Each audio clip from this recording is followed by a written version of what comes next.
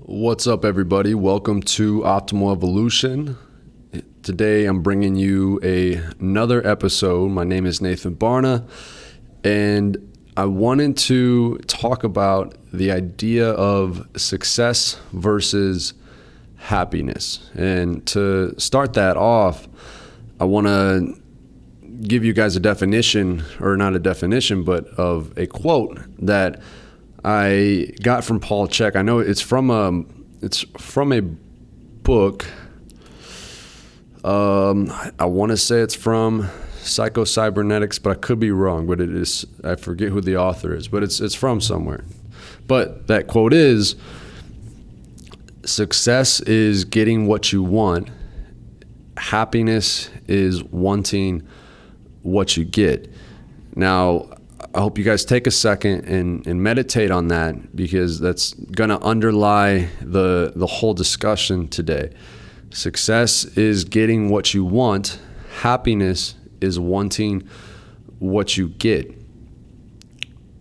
So much of the time, we all have this vision that we've been, that's basically been programmed into us of what success is. And usually, if you think about that word, you might see, a certain amount of money, or you might see a certain house or mansion or cars, or, a certain look that is associated with that when you think of the word success. And now, there's not to say that there's anything inherently wrong with those things, but what I hope to shed some light on today is that if you're not clear about why you're striving for those things, if you're just striving for those things just for the sake of striving for those things,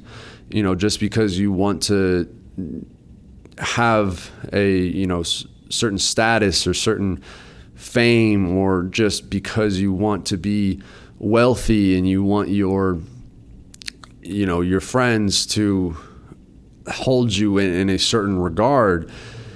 Again, is not to say that there's anything inherently wrong with wanting those things, but you have to be clear on why. Because if we go back to that definition or that quote, you might be getting what you want, but when you get those things, you might realize that you don't want what you got.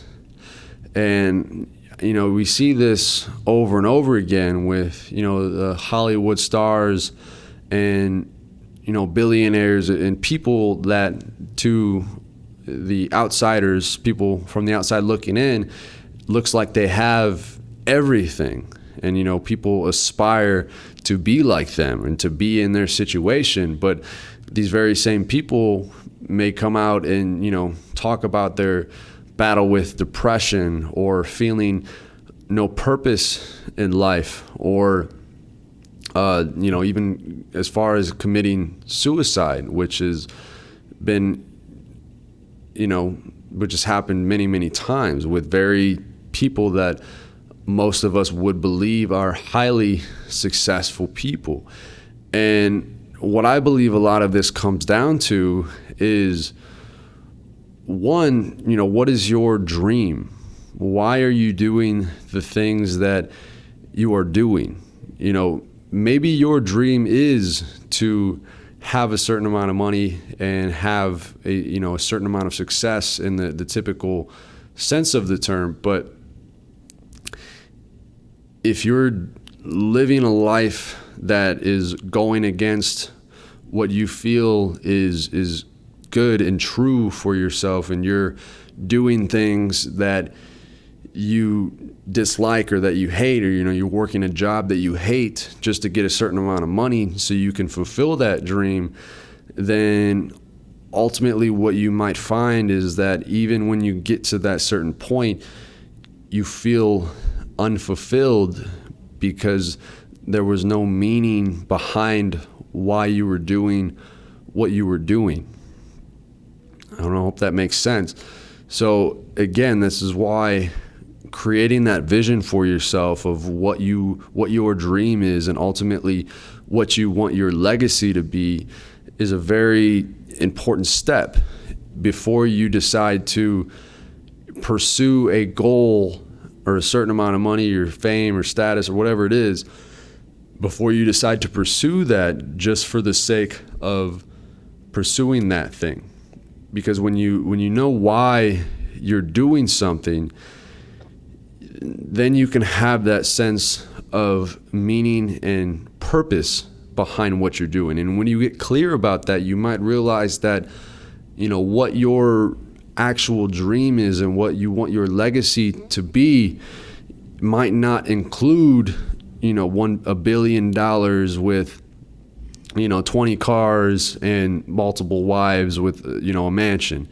You might not actually desire those things or need those things in order to feel and fulfill your version of success. And this is where we get into the idea of success versus happiness, or getting what you want versus wanting what you get.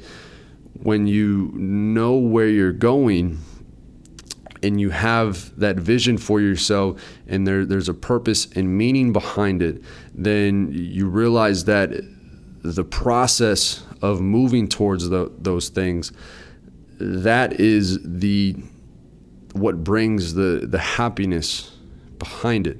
When you can wake up and you enjoy what you're doing, when you love what you're doing, and when you feel purpose and meaning behind that, then you fall in love with the process of the pursuit of that thing. Again, you can still have those big overarching goals, but if you're doing what you love, you can continue. It doesn't necessarily matter if you ever get to that thing, because you enjoy the process of getting there. And that's why when I work with people, we try to come up with process goals versus outcome goals, which I've touched on before. Because if you can get behind a process, when you can create habits and create a lifestyle that you enjoy, that's also going to move you towards what you say you want for yourself, then your life and your work becomes a labor of love, and it becomes sustainable. And it doesn't mean that it's always going to be great and there aren't going to be challenges, but that when you do come across those bad days or those challenges, that it's all part of the process, and you can continue to move forward, and you can continue to grow and to learn from those things in your ultimate pursuit of the vision that you created for yourself. This is why I think it's so vital to do what you love to do. Because again, when you're doing what you love, you can move through those obstacles and through those challenges and continue to grow yourself. When you're stuck doing the same thing and being the same person every day, just because you're trying to get to a certain end goal, this is where you see, this is where you can find yourself at climbing a ladder and getting to the top and realizing that it was leaning against the wrong wall. And this is where things like midlife crisis happen, because people, they push themselves and they pursue what they think they want, and they get what they want, but then they realize that they don't want what they got, because what they were trying to pursue was something that they thought was going to bring them happiness, instead of finding the things that made them happy and letting what made them happy bring them the success.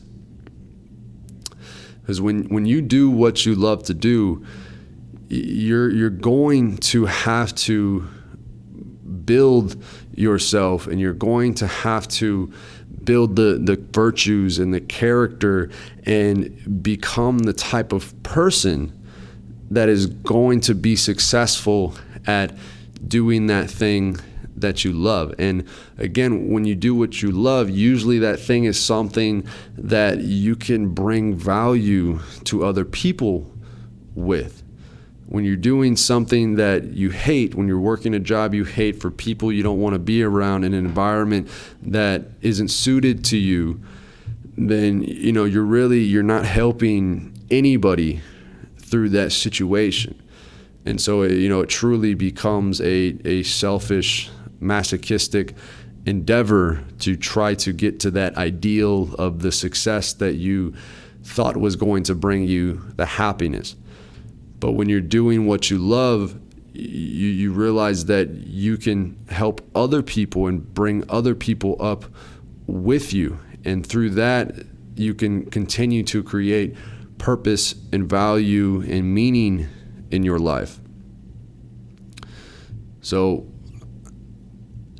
find that thing that, you can, if you could wake up in the morning and there was no limits on time, on money, on resources, you could literally do what you wanted, and you could do that thing in whatever environment you choose in. Because there's a process that I've learned that I take people through. There's the 10 components of a legacy, looking into things like what makes you feel good, what are you passionate about, what people would you like to be around, what environment would you like to be, how much income would be ideal for you, how much responsibility would you like, because that's a lot of thing that people don't consider a lot of times is the more money you make, often the more responsibility that comes with that. So people might want a lot of money, but they don't want the responsibility